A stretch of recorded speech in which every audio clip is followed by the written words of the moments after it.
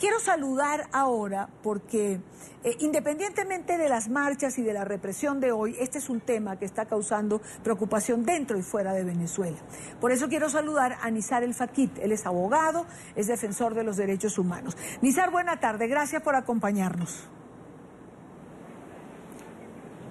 Gracias a ti, Dania. Buenas tardes y saludos a toda la audiencia. Le preguntábamos al abogado Rubén Pérez qué opciones tiene la ciudadanía que está siendo presentada ante tribunales militares y él decía que prácticamente ninguna. Es decir, ¿qué hacer? ¿De qué estamos hablando? Porque esto... él decía que esto podía ser un experimento circunscrito al estado Carabobo, pero puede extrapolarse a la propia capital. Sí, Dania, fíjate que ha ocurrido, lo sé que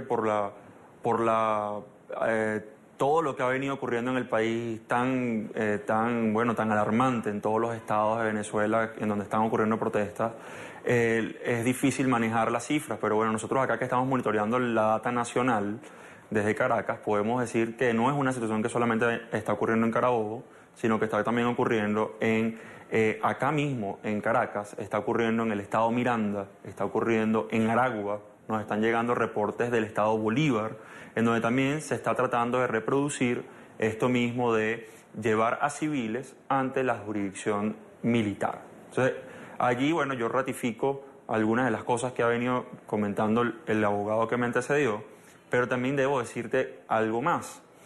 ¿Desde cuándo empieza a ocurrir esto de llevar masivamente a personas detenidas ante la jurisdicción penal militar? Porque no es que nunca había ocurrido, venía ocurriendo en algunos casos muy puntuales. Viene ocurriendo de forma masiva en estos últimos días, porque a raíz de, casualmente o coincidencialmente, a raíz de que la Fiscalía General de la República, a través de la Fiscal General, viene marcando una distancia, un distanciamiento de lo que viene ocurriendo en el país. A partir de ese momento hemos visto que eso ha permeado en varios fiscales del Ministerio Público a nivel nacional, que en muchos casos, no en todos, pero en muchos casos, vienen pidiendo libertades, en algunos casos no están imputando a las personas que están manifestando, sino que más bien vienen delatando que esas detenciones son arbitrarias, tal como nosotros desde hace tantos años hemos venido denunciando. Bueno, el Ministerio Público, a través de muchos de sus fiscales, está reconociendo esa práctica arbitraria en una buena parte de los casos, y eso de alguna manera ha traído como consecuencia que no se pueda imputar a todos los manifestantes o no se puedan procesar tal como el gobierno, el ejecutivo deseare. Y eso más bien está generando una migración de los casos de las personas manifestantes detenidos al sistema de justicia militar. Es un sistema en el que no participa la Fiscal General de la República ni sus fiscales, sino que hay una Fiscal General militar, unos tribunales que responden a la jurisdicción penal militar y en donde hay un control férreo de parte del gobierno. Esa es la intención que nosotros vemos que está detrás. Más allá de eso, sí debo delatarte que la Corte Europea de Derechos Humanos, la Corte Interamericana de Derechos Humanos, la Organización de Naciones Unidas han estudiado esto desde hace años y han dicho de forma reiterada que la justicia militar nunca puede aplicarse a civiles. Es una absoluta aberración, una violación flagrante al debido proceso, que es un derecho que ni siquiera en estado de excepción puede ser suspendido, relajado, flexibilizado, restringido. Y eso es sin duda pues una situación que hoy nos alarma aún más. Es decir, si ya las detenciones masivas son alarmantes, porque ahorita te voy a hablar de otras cifras, esta situación sin duda le agrega un aditivo mucho más grave a lo que ya hemos venido viendo de procesamiento penal arbitrario de centenares de manifestantes en Venezuela. Nizar, ya vamos a hablar de cifras y ya vuelvo contigo. Quiero saludar porque tengo en Washington y está con nosotros José Miguel Vivanco, director para las Américas de Human Rights Watch. El señor Vivanco ha estado preocupado por este tema y ha estado en sus redes sociales activo en relación a esto. Y, señor Vivanco, gracias por acompañarnos, como siempre, gracias por su tiempo para NTN 24. Si esto internacionalmente no está reconocido, la aplicación de la justicia militar para los civiles, ¿por qué en Venezuela parecieran converger todas las violaciones posibles de los derechos humanos en este momento? Pero ¿qué hacer contra esto que está comenzando a ocurrir y que ya las cifras alarman?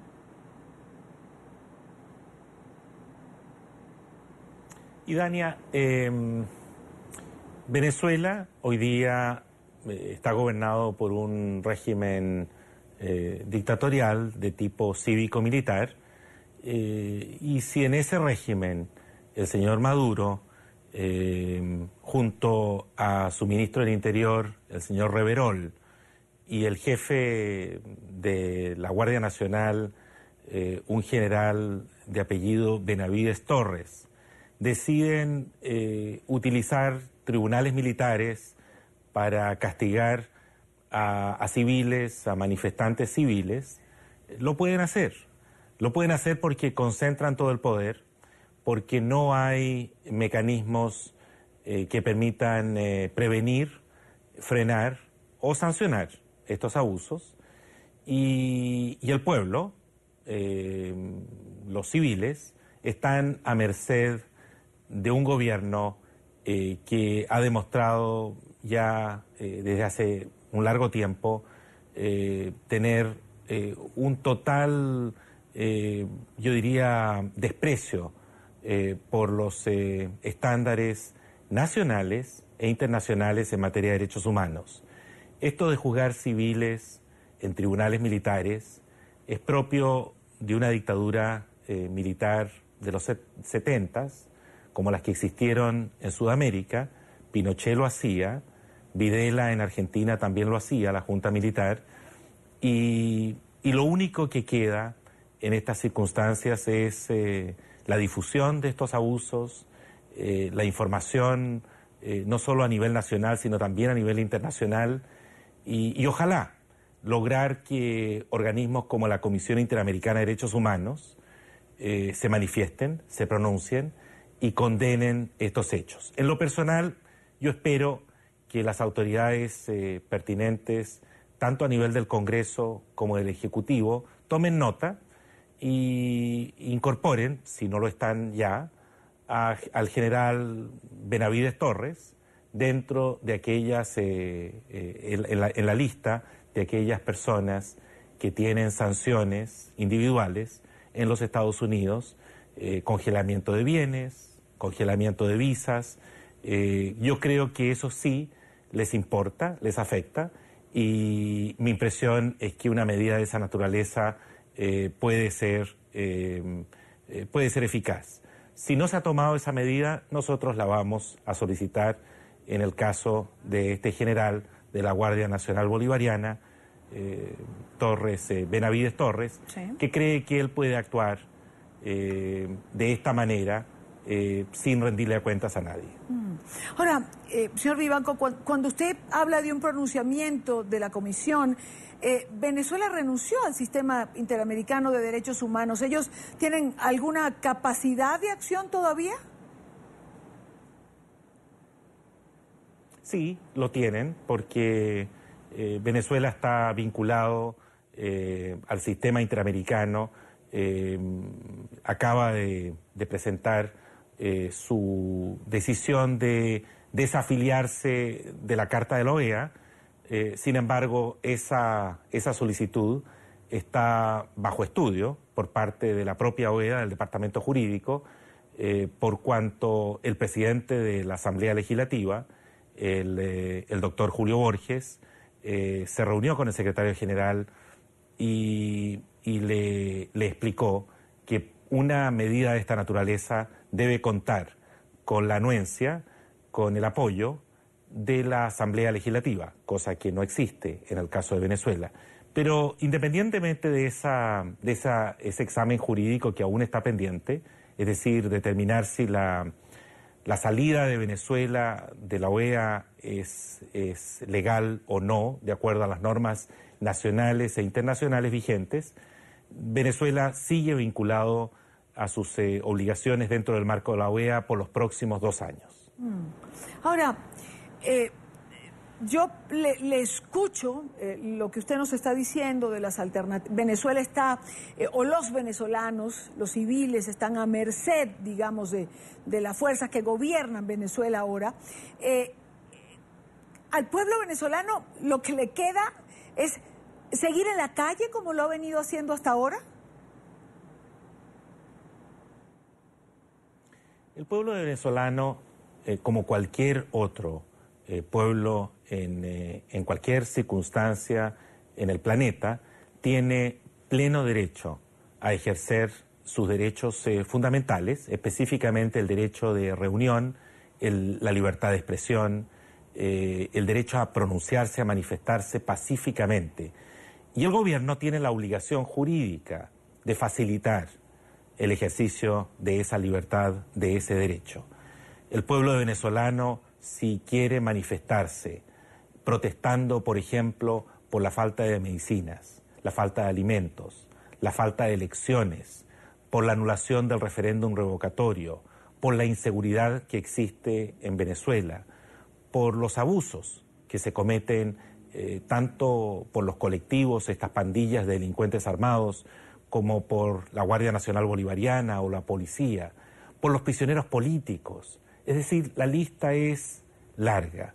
Si lo quieren hacer, tienen el pleno derecho para expresarse y manifestarse pacíficamente. Y el gobierno tiene la obligación jurídica de facilitar esa expresión.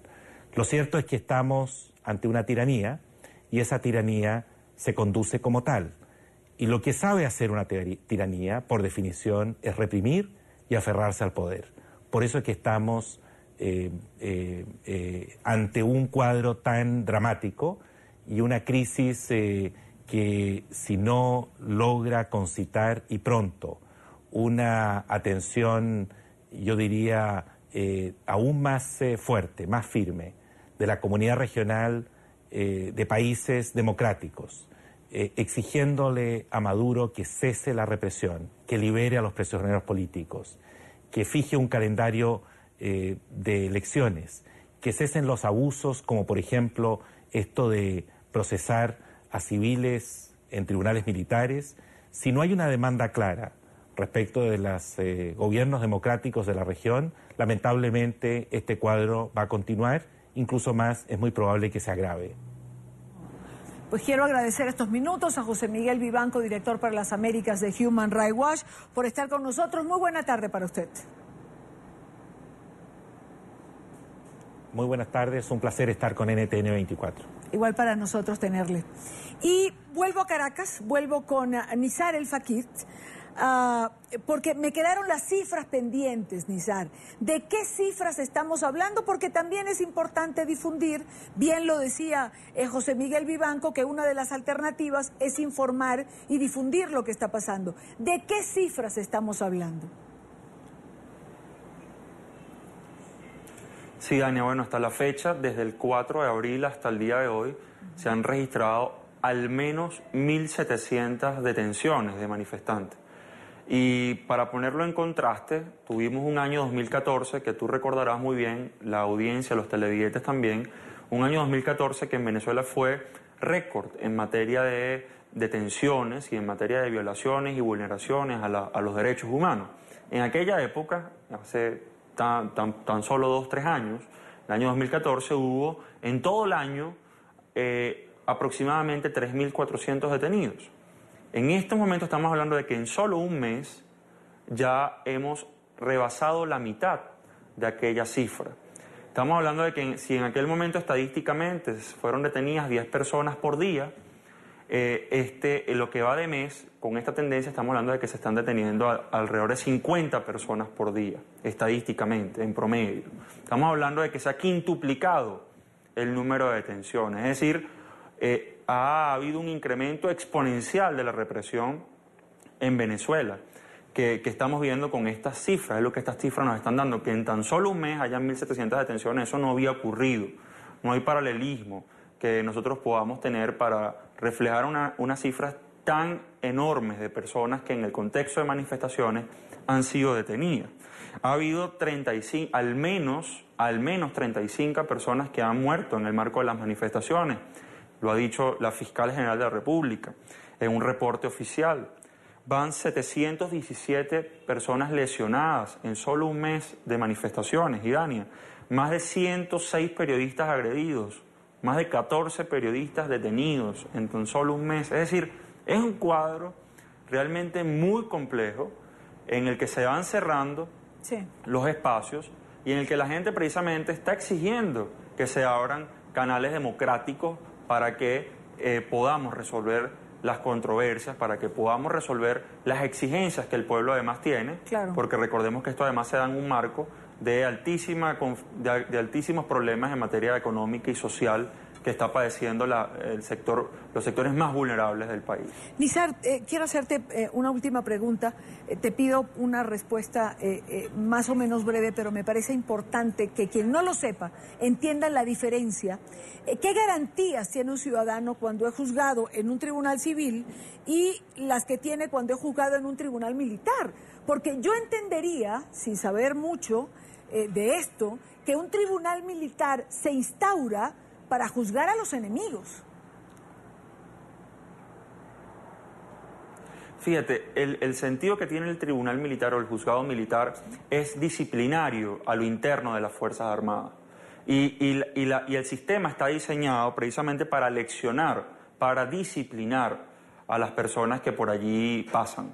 De modo que imagínate eso aplicado a un civil. Es el intento de tutelar militarmente a la ciudadanía. Es el intento de que la bota militar se pose sobre el ciudadano. Eso es la jurisdicción militar aplicada a civiles. Y efectivamente en ese contexto, Idania, pues bueno, los derechos al debido proceso, los derechos más elementales de asistencia legal, los derechos de acceso al expediente, de acceso a tu defendido, se reducen a márgenes muy, muy pequeños o incluso nulos en algunos casos, puesto que es un sistema que es militar, que atiende a un sistema jerarquizado y que tiene como misión disciplinar a las personas, a los funcionarios activos militares que por allí pasen. No es más que posar la bota militar sobre la ciudadanía. Eso es la jurisdicción militar aplicada a los ciudadanos. Quiero agradecer a Nizar El Fakit, abogado, defensor de los derechos humanos, por también estar con nosotros esta tarde en un tema que es absolutamente importante y que hay, como decía José Miguel Vivanco, que informarlo y hacerlo conocer, porque esto es lo que está pasando en Venezuela en este momento. Nizar, como siempre, mil gracias por acompañarnos. Muchas gracias a ti, Dania. Saludos.